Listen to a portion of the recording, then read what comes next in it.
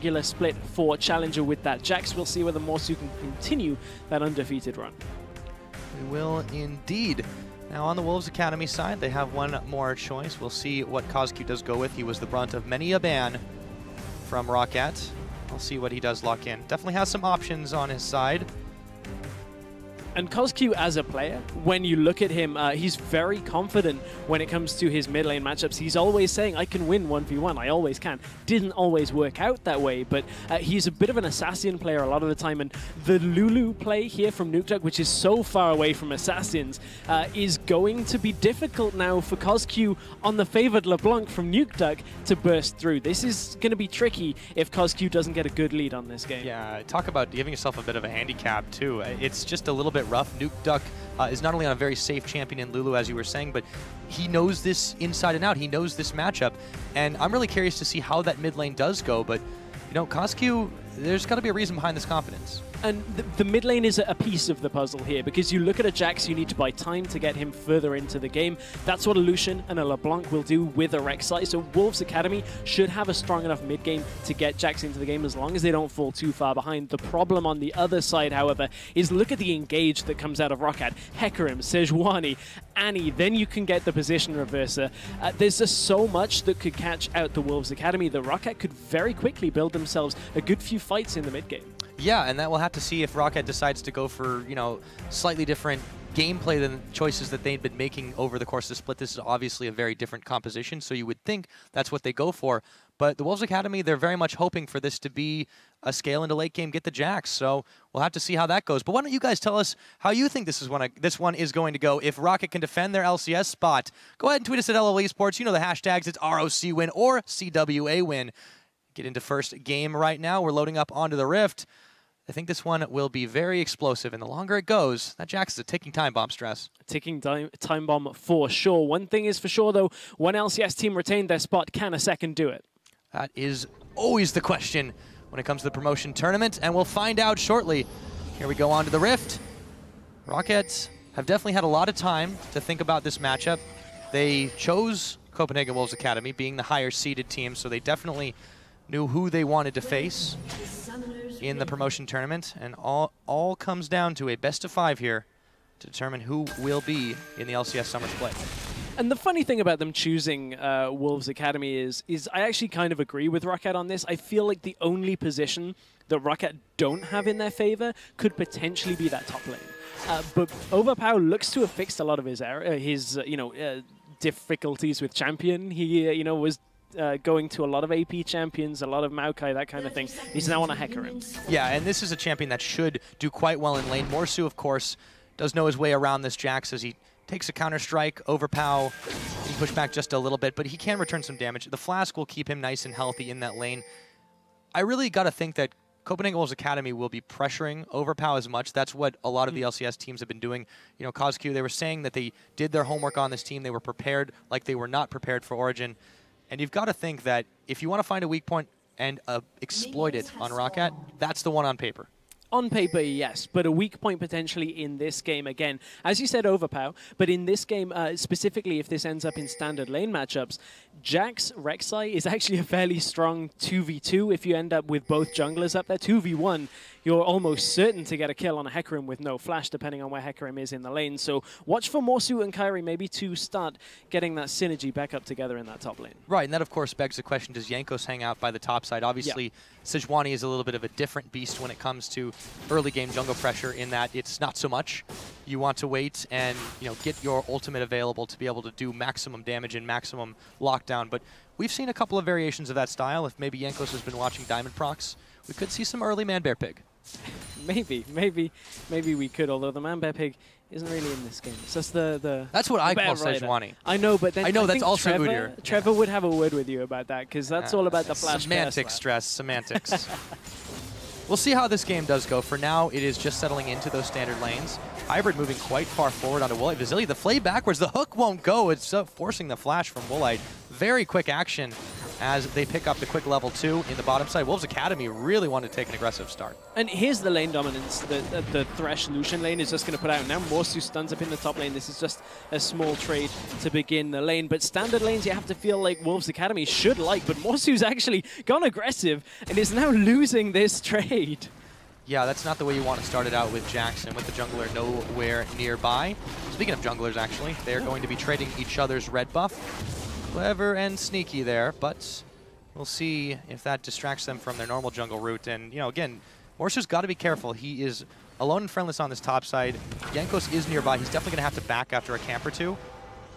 Yeah, and Morsu just has to respect that top lane situation there. Level 3 on Ekrim means he has that added sustain, the movement speed, and the Q all at the same time. Morsu gonna have to sit back and not get farm for a couple more seconds here. And that's already hurting him. He's half the CS of Overpower. You expect Overpower to have somewhat of a lead in the beginning because of the Hecarim into Jax matchup, which isn't one we see very often, but Jax typically not good early game, but that's a hook. Yeah, that is, and it is also a flay. The sun comes down on Vasily, and that's going to prompt Woolite to pop his heal. Vasily now burning down. He goes down. That's first blood as they overstay their welcome. Woolite picks it up, and he will be quite happy to pick that on an Urgot of all champions. Oh man, at this point you have lane dominance as it is. The hook even landed there. And it doesn't look like Kyrie is done here. Looks like we want to set something back up in the bottom lane. Flash play! They may be able to get the revenge right here to get the knock-up. They do. It's Kyrie able to take the kill, and Vander caught on a line, but Jankos is coming to the rescue as Hybrid and Kyrie have to bail out. The flash on in. And the flayback. Can Hybrid stay alive? That's the question. It looks like, with the help of a few biscuits and his jungler, he will. A little bit messy down in that bottom lane, but Kyrie spends, or makes use of the time he spent in the bottom lane to net himself a kill. That's very important because when you look at the Wolves Academy in their games, if Kyrie gets ahead, typically they are able to close the game out with a victory. If he falls behind, it's a very different story. We saw the gold graph to begin with. Yep. When the Wolves are behind, bad things happen for their win-loss ratio. And it can definitely happen with Kyrie in those games. We all remember what happened in their Origin series. Heartbreaking to see his Nidalee get shut down in that game 1, and it really, really turned the tables. This time around, he's definitely had a lot more pressure on the map. They've not really been able to shut him down, and the extra gold he's gotten from that kill will certainly help him get up to an item spike nice and quick. And depending on which item spike he goes for, depends on where Wolves Academy can look to make plays here. Ideally, at this point, Wolves Academy would like some extra health, so I'm kind of expecting Kyrie to go for the Cinder Hulk. It just depends on whether this early kill makes him go Warrior just for this extra early pressure to try and get ahead and stay ahead, rather than look for a little bit more tankiness in the late game. It's just play style choice, depending on what Kyrie wants. Well, you were chiding me earlier about what Quickshot might have to say about certain things, and I think Deficio might have a few things to say about the Cinder Hulk on Rek'Sai Stress, but we'll have to talk about that one later. Take a rain check, but Overpow, he's bailing out in the 2v1 situation. Kyrie showed face, and now the horse has to head back to the stables. He does, and you know, I was looking for something off that, but horse puns are not my forte, unfortunately. You have not seen enough Unicorns of Love, it would appear. I've watched a lot of them, but you definitely unicorns aren't horses. Unicorns are something different. Anyway, we got it's not the top lane gank. Oh, now I'm just confused. We'll see what happens after that one. Jankos goes a little bit low, but Morsu already Overpow. He didn't leave. He comes back in, gets the Ignite on. Morsu ticking away. There should be enough damage there, and it will be. Jankos now trying to run away from Kyrie, but Overpow is more than a match for him. One level up. And we go back to the top lane after that. Vasily and Hybrid unable to push in any farther on Woolite and Vander. This is a very weird top lane setup. Morsu keeps trying to force things, and then Overpower kind of just trades back against him, ends up getting a CS lead, and Morsu quietly farms himself back up and tries to trade again. And at that point, both junglers show up and Morsu dies. Yeah, I feel like sometimes Jax is a champion that can give you a false sense of security. Like, you think you can always make an outplay, and even if you have your jungler at your back, even if they do, you can play that 2v2. But you got to realize that it's always, you're a little dependent on the item spike, and sometimes if you get caught, you're not as immortal as you think you are. And that's one of the issues Morsu has as a player, is he always feels like he can go for the 1v1s, he can go for the trades, and yes, sometimes it will earn them kills, it will earn them wins, but other times it's far too risky, and you're on a Jax, you want to scale up anyway, all the way to a Triforce and likely a Blade of the Ruin King. If you haven't got that time, you can't really do that, and he's only on the makings of a phase. Now Kyrie goes aggressive, knowing that that they have just recalled with overpower in that top lane, so Kyrie's going to look to take something, but the only thing he can find here is a Grom, and both top and jungle here for ROCCAT are closing in on Kyrie, so he has to back away. Oh, this is risky. If he goes for this blue, this is risky. He's spotted Jankos, though. He's going to be able to bail out now. Jankos will clear away the ward. He does send him a parting shot, sends him a message with the Prey Seeker, but this will be Jankos starting this one off. It was safely saved and secured by Jankos, as Kyrie doesn't want any part of that. Let's take a look down in the bottom side. Hybrid sends a hook. It goes a little wide from Woolite, who starts to push in pretty far, keeping even keel on farm, of course, with Vasily. Now Kyrie coming up to the top. Let's see if Overpow's in some trouble. Prey Seeker is going to go ahead and hit some minions. Kyrie trying to intercept, but there is the ultimate onslaught of shadows to bail back to the tower range. And we were expecting this jungle pressure to be topside. That is exactly what the Wolves Academy are doing. The problem is it's not having a positive effect, really. The only place that Kyrie has had any impact is in the bottom lane, and Hybrid now has Vander hooked in, but he's got that stun charged up with him, as you do not want to go in on that death sentence. You could see Vasily just looking at, no thank you. There's an anti-stun, I'm good.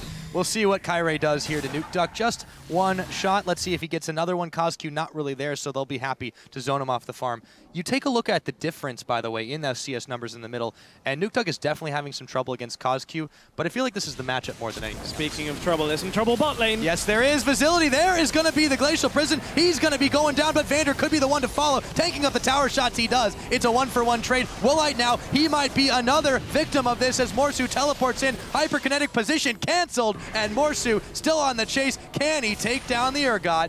We'll have to find out. Oh, has he got Leap Strike? Yes, he does. He is in turret range. There's a teleport after the fact. Overpower looking to come in. Will he target out? It looks like it's going to be Morsu Counter-Strike on him, and he turns his attention to Kyrie. Does he have the damage? No, because he's flashed away from, and Overpower is going to get quadruple teamed. Kyrie comes up with the kill again. Oh man, Overpower teleports in with no ultimate, no ignite, no kill potential in that situation. 1 versus 3.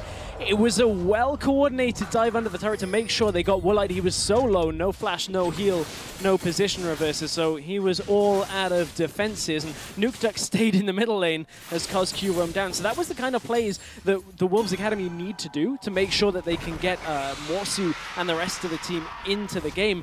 ROCCAT got drawn into a very aggressive situation that they really didn't want after those stuns landed under the turret.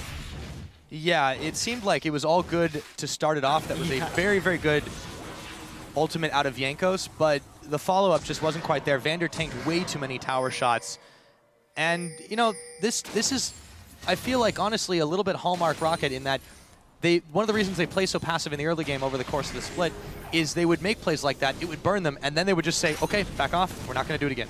One thing that bottom lane roam from CosQ did let Nuke Duck do is farm up. We've just highlighted the CS difference. Now it's just about even in that middle lane, only an assist gained for CosQ. So Nuke Duck will be sitting fairly pretty right now when it comes to his lane. And of course, Alulu's never really looking to kill a LeBlanc, but a hook in the bottom lane might put Woolite in the death chamber. We'll have to find out in just a minute. Nuke Duck pops a wild growth on himself as he sees Kyrie coming in his sights. CosQ had taken a big chunk of damage, but down on the bot, all is safe for now. We'll have to check back in on that one as Hybrid and Vasily are just trying to poke down Woolite, but what they don't know is there is a wild Jankos hanging around the corner. Hook lands on Vander as Jankos does reveal himself. They ping him out. Kyrie nowhere near to be able to help out in this one, so it will have to be a passive Copenhagen Wolves Academy bot lane for the time being. Kyrie once again, though, going into that top side jungle, looking for another play here, perhaps. Looking for mid lane. They do not have an ultimate available on Nuke Duck. Does still have his flash, though, so it is still going to be very difficult to actually get in here. I'd like to have actually seen Kyrie just look to counter jungle. Now that they know that Sejuani is bottom side, that's in fact what he's going to do now. So a little time wasted, but Jankos the other side of the map doing exactly the same thing. Precisely. So once again, the junglers both pretty much in sync with each other, just decide to try and trade things out. You take a look at Kyrie. I guess you were right here. He does go ahead and pick up the Cinderhulk enchantment, but we'll talk more about the items later. Right now, ROCCAT is starting a 4-man dragon, and there is no response from the Wolves Academy. Absolutely no response. And Overpower is about to get ganked in the top lane, but he does have his ultimate available. So this is going to be dragon for theoretically nothing. Overpower is just going to ult out if he even needs to. Yeah. Actually, he's going to try to actually put a little bit more damage onto Kyrie. He does take a serious amount. There is, of course, the Bilgewater Cutlass available, but what is a slow to a horse? What is a slow to a horse? Not much, that's the answer. Well, what is a horse to a king other than a vehicular mode of transport that isn't a vehicle? It's a living mode of transport. Yes, actually that is quite correct. But now it's a push back to the game. Top lane, exactly. Copenhagen Wolves Academy now looking to get some damage onto the top lane tower. I don't think they should be able to get this because Jankos is on his way up. Both ultimates still available. So the early game 2v2 you have to respect out of Jax and Rek'Sai. Rek'Sai's actually just left Morsu alone. Morsu getting greedy for this turret. Yep, he hops onto the tunnel, and then he turns his attention to overpower. It's a 2v2 in the top side, but that's a serious amount of damage after the Glacial Prison lands. Morsu is going down, and Jankos is coming up with it. Overpow grabs another kill for himself. Kyrie falls down afterwards. And you're right, greedy was just the way to describe that. This is going to seed a tower over to ROCCAT as well. Morsu just stayed way too long. Kyrie had long bailed out. And that tower, it might be still standing with just a hint, and they can take another time, but that wasn't worth 2 kills. Yeah, at this point, you have to respect this 2v2 from ROCCAT. Now that they've got their ultimates available, yes, we saw Overpower miss the ult, but at that point, it didn't even matter. Morsu just could not stand in that situation. He doesn't have the items yet to actually fight in any of these fights. And honestly, you look down the lineup of the Wolves Academy, I just wonder if any of their lanes have the items to fight, because right now the Wolves Academy are behind, and that is putting them at an item deficit. Only a BF sword currently for Lucian in the bottom lane. Well, you know statistically what happens when the Wolves are behind in the early game. We have not seen them come back. We will see if the tables change this time around, but for right now, ROCCAT holding on to, if not a comfortable, a steady lead. A steady lead. We'll see if they can expand on that, but one lead that has actually been reversed and expanded on is that bottom lane. It's now ROCCAT that is ahead in CS. We already talked about how he went back, got the Muramana, and is stacking that up. He is actually back to back. He just back, and there's the Glacial Shroud. There we go. Woolite, you now got a little bit of tankiness under yourself. So you can step forward and get those position reverses all day long. Yeah, he's definitely not the only one. Just about every member of ROCCAT, they have a little bit of defense on their side. Overpow, not quite so much, still working his way towards that Trinity Force, but the natural pseudo-tankiness of Hecarim is definitely helping him out in that regard. One thing I'm wondering whether Woolite will have paid attention to was yesterday's LCK series. Space, when he was playing ROCCAT while ahead, actually upgraded his yellow trinket fairly early on an AD carry, which is weird because normally you'd see a blue trinket. And we were having this discussion when it comes to vision control of how useful is blue trinket when you're behind. Now, 2 extra wards for an AD carry is huge, but there's a catch in the bottom lane. Yep, and Visility immediately pulled back out by the Lantern from Hybrid. Kyrie was there as well, and as a result, ROCCAT decide not to push in. So a quick tense moment for them. It looks like it may continue as Jankos and Nukeduck look for a dive spotted by the pink ward. Wolves Academy just bail out. That is a 3-man Glacial Prison, but there isn't enough follow-up just yet. Now there is as the Onslaught of Shadows comes in. Do they have the damage to pick off Visility? The answer is no. A little bit of mistiming there out by ROCCAT when you look at things. That engage with the position reverser, although it was good to get a couple of summoners burned, they now get a turret, which makes the entire thing worth it as a whole, but that was a lot expended down there as Cosq has been pushing the mid lane, so turret trade is even with Morsu pushing the top. That's actually Copenhagen Wolves Academy capitalizing on ROCCAT using a lot of ultimates and pressure down in that bottom side. Yeah, and if they had stayed a little bit longer, tried to push that one, they'd be even in more trouble as Morsu was attempting to push in the second-tier turret. He'll just leave that farm to Overpow.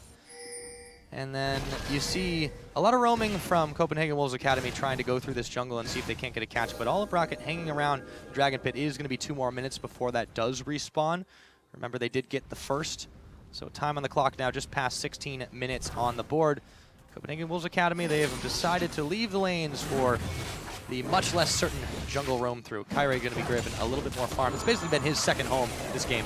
It's been a second home, but in the regular season for Kyrie, it was a bit of a deceptive, inviting treat because he got killed a lot in the enemy jungle, but Woolite in the middle lane. Speaking of getting killed, he's going to hyperconnect position, reverse his way with Cosq, who's going very low. A double teleport coming in now as Nukeduck picks up Cosq. In comes the horse. He turns around, comes back again, comes out of Kyrie, and Hybrid is there to try and push him off. But ROCCAT still holding strong here. It's a 4v5 right now with Cosq, still waiting to respawn. Turret goes down in the bottom, courtesy of Visility, but ROCCAT don't care about that. They're busy taking kills and taking towers of their own. Yeah, towers go down in mid and bot, but ROCCAT aren't done yet. They want this middle lane turret as well, and this is going to be so difficult for Wolves Academy to actually fight this in a lot of the rest of the game if this mid tower falls, because you want Jax out split pushing on the map.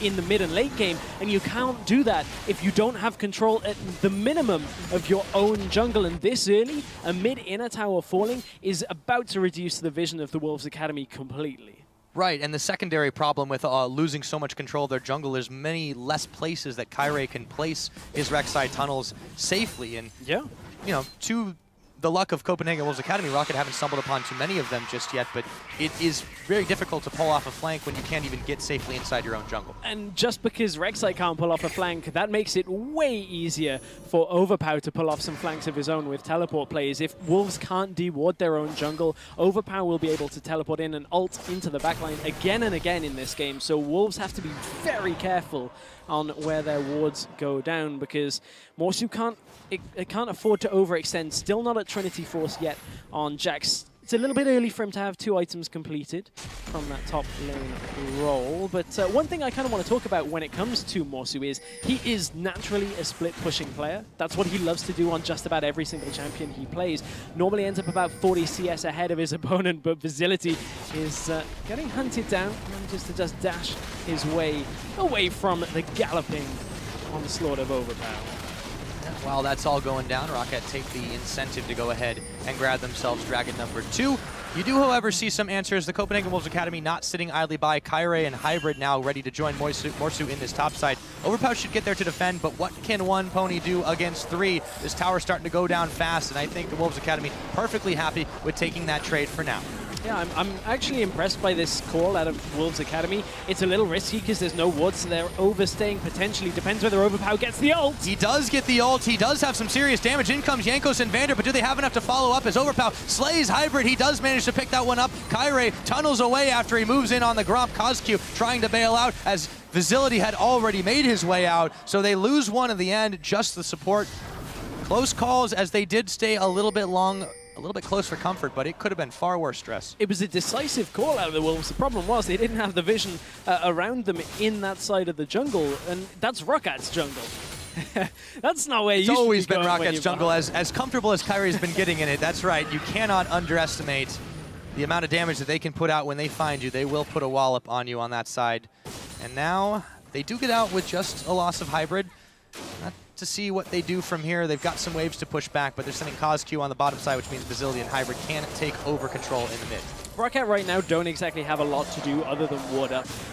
You look at it, there's 3 lanes pushing into the enemy team. They're not grouped up, so this is their time to kind of farm up a little bit here out of the jungle and get a lot of wards down and then group up together again. Overpower still no teleport for about a quarter of the cooldown, about a third actually looking at it. Morsu's teleport is available.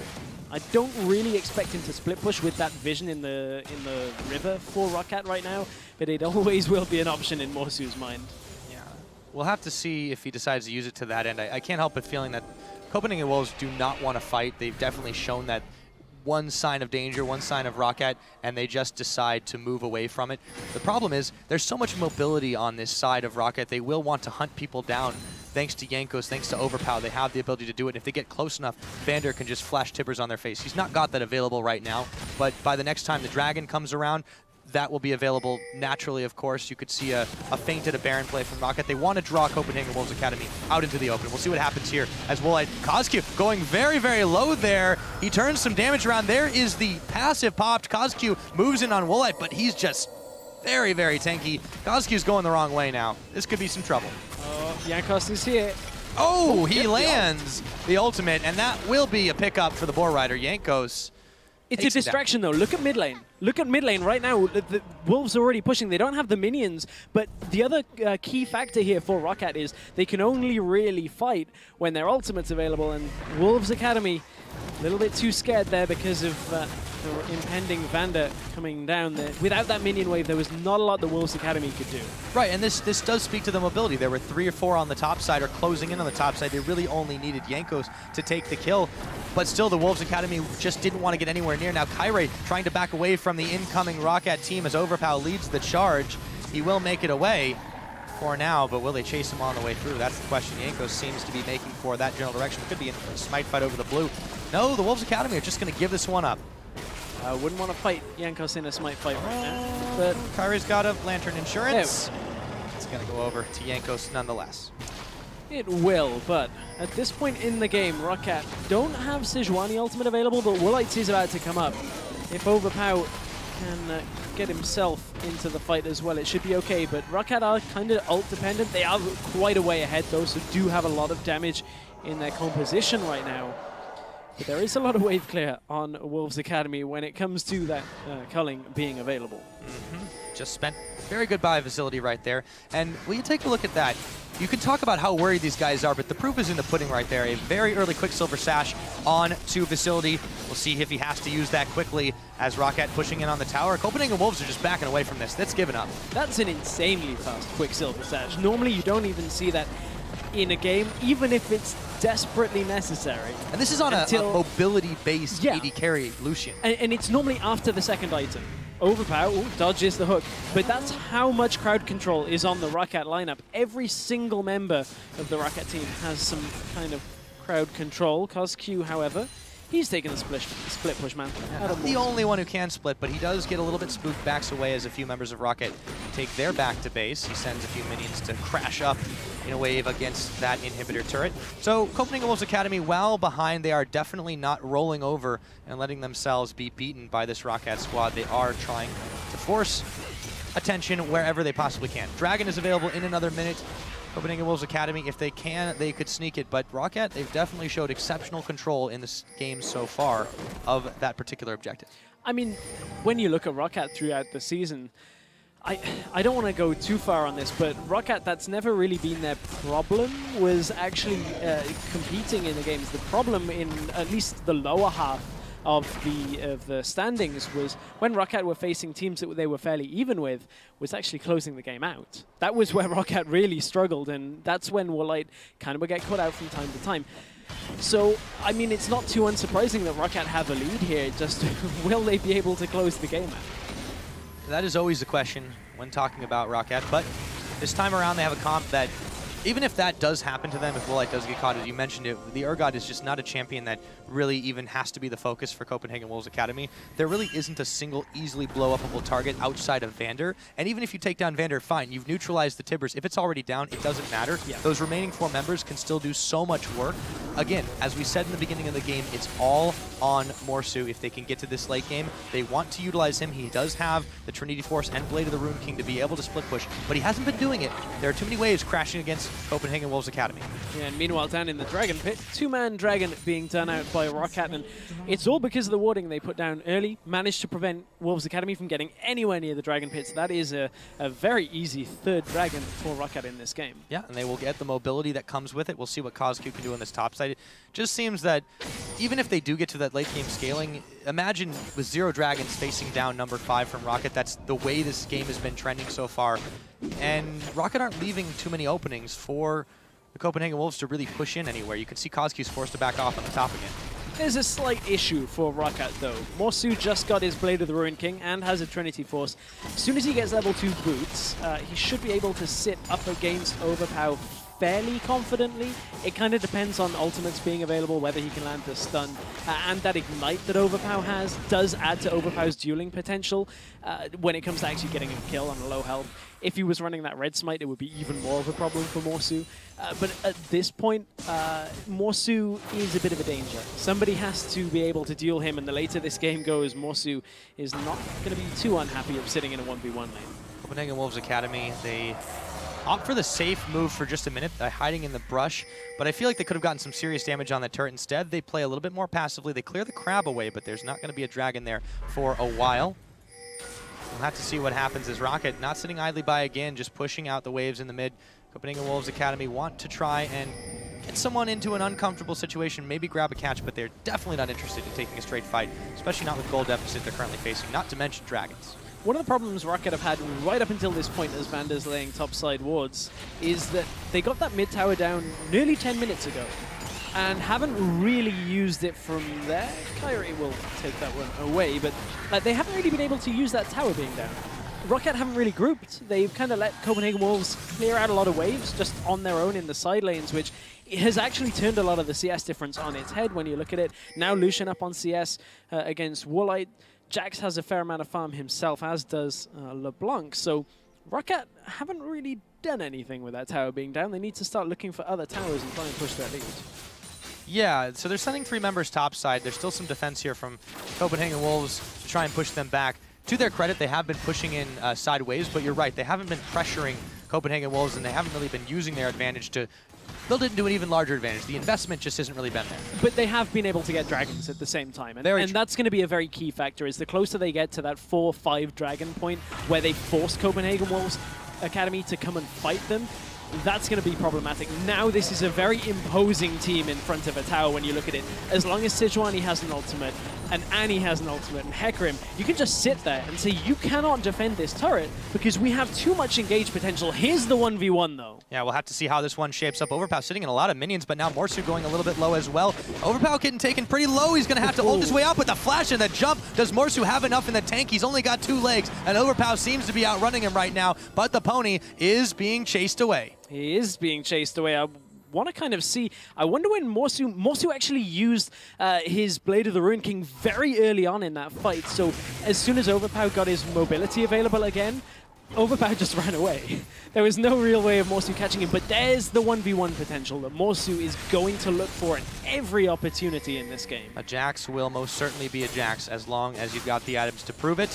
He's going to have to back away, though, so for now, Overpow's done the job he needed to exactly, was able to defend against that push. And again, Copenhagen Wolves Academy, they've not gotten much on the map for themselves in quite some time.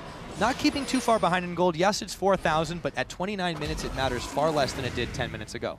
It does matter a little bit less, but as this game gets longer and longer and those dragons start ticking up, it is only 2 minutes until the next one. If ROCCAT secure this one, Wolves Academy are going to be a little bit worse for wear here. They can't really afford to let a 4th dragon go over to ROCCAT, so they need to get wards down in the next 30 or 40 seconds here around the dragon pit, force ROCCAT away, but we've already talked about it. ROCCAT have got the majority of their ultimates available. There's no real way for stepping into a choke from the Wolves Academy. They cannot get baited in just trying to secure a dragon, because one dragon here could cost Wolves Academy very dearly if Morsu can't do something else. It's round 2 for Overpow. Round 2 fight, but Nuke Duck has joined the party, and that is a very big horse.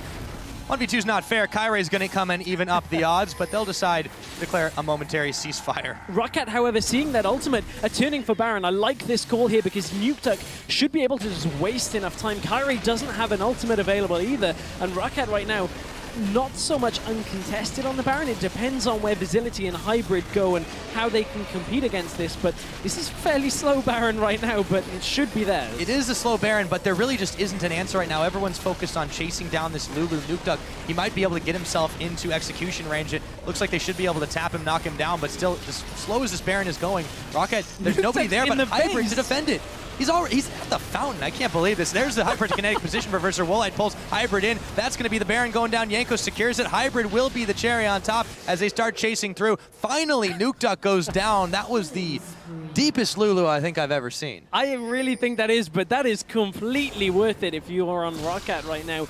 So not only are they imposing standing in front of a tower with all of their ultimates available, now they've got the Baron buff on top of that, and that will shut Morsu down. Now all you've got to do is, I guess, wait for the TP to be available for Overpow for some extent, but now you just kind of sit in a lane, and Morsu cannot split push against a Baroned up team. The turrets will die too fast in front of ROCCAT, and that was just good decision-making once the Rek'Sai ultimate came through. Here's actually the Baron getting taken down by ROCCAT, and the teleport came out from Overpow. Meanwhile, on the bottom side of your screen, you can see that the Wolves Academy have taken the dragon, but it's dragon for Baron. I think ROCCAT will take that every day of the week. They certainly will, but on the flip side of the equation, Copenhagen Wolves Academy needed to get that one on the board, deny as much as they can so that they can prevent that eventual 5th dragon and get to the later stages of the game where they really want to be.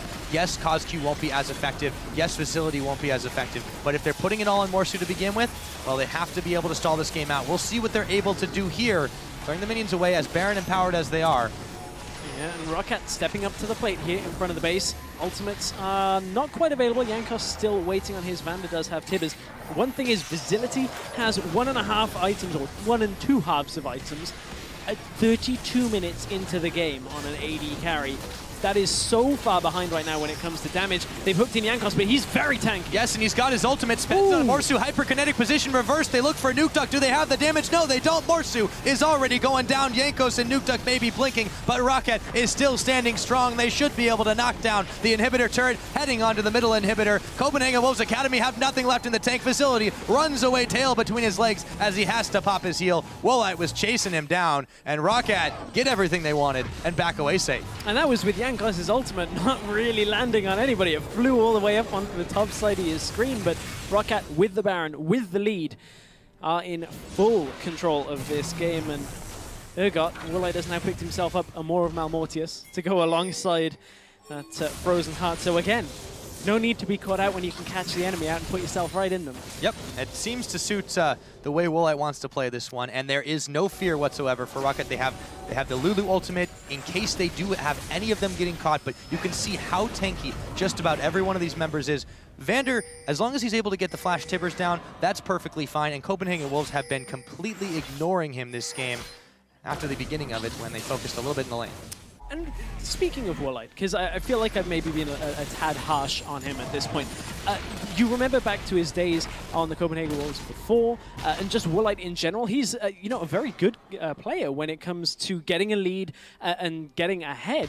It's only been a couple of blips here, and again, we're seeing now in this game, 3-2 and 3. Woolite is having a good game here on ROCCAT, and we'll see whether he can continue that through this series. Yeah, it's very easy to write off an aggressive playstyle as you know, someone who can get caught a lot. That's just a risk that you run, and I feel that highlighting the ROCCAT choice, as popular as it's been now, it just really fits that style. He wants to be a forward player, which is of course difficult as an AD carry, and this makes it work. And it turns a quote-unquote weakness into a major strength here. Now, if you're inclined to step forward with an ult like this, you can definitely do some work. Hybrid is already down. They're going to try to pick off KazQ. He should be able to make his way away. Morsu in the middle of them all, but this isn't where he wants to be. Wants to be splitting out. Woolite gets himself Wild Growth. Kyrie now going low. KazQ dueled out by Overpower Facility, having little to no impact as he's chased back to Fountain. Inhibitor number 2 now going down. ROCCAT, they are looking to start closing this game out. 34.5 minutes in, a commanding lead for them as they push Copenhagen Wolves Academy further and further back into the base. And this is going to be ROCCAT's game by the looks of things. It's going to be Nexus turrets going down as well. Wolves just do not have the damage to fight this major tank line. Big Tibbers onto Kyrie. They take him down. They're losing members by the second inhibitor. Nexus turrets, I should say. One's already gone, the other's gonna fall. They've got minions at their back. That's gonna be game. GG #1 to ROCCAT, and they're only 2 away from retaining their LCS spot in the summer. It's going to be easier said than done, though, for ROCCAT, because let's take a look at it. ROCCAT looking very strong in the game, forcing objectives when they could, making sure they stayed on top of dragons in the early game. You look over at Copenhagen Wolves Academy, though. They, in the early game, were fairly decisive. They put the kills onto Rek'Sai early, trying to get